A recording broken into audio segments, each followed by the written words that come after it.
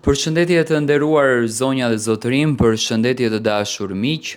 Ja ku po ritakohemi sërish me mua Tirona Lilin me patjetër për të analizuar situatat të shpifura që po ndodhin brenda në shtëpinë e Big Brother VIP Albania.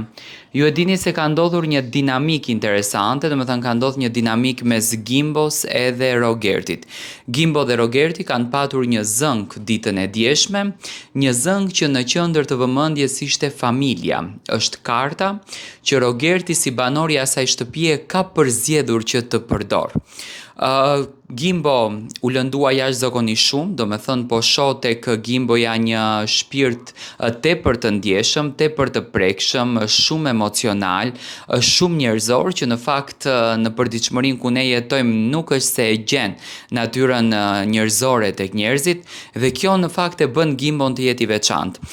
Ditën e sotme Rogerti dhe Gimbo kishin përzgjedhur gjasme që të sqarohen mes njëri tjetrit. Unë e pash që Juela ishte çadër mbi këtë debat. Do të thënë Juela po shkon në rrugën e Rogertit, që sa më shumë të përfshihemi në debate, aq më shumë dalim në prime dhe aq më shumë ekzistent jemi brenda kësaj shtëpie.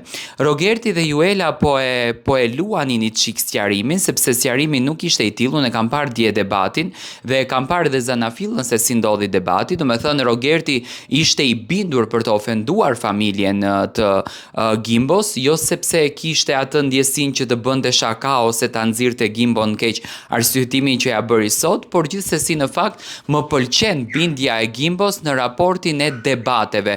Është shumë i prerë në debate dhe nuk toleron asnjë banorin për t'ja lakuar muhabetin.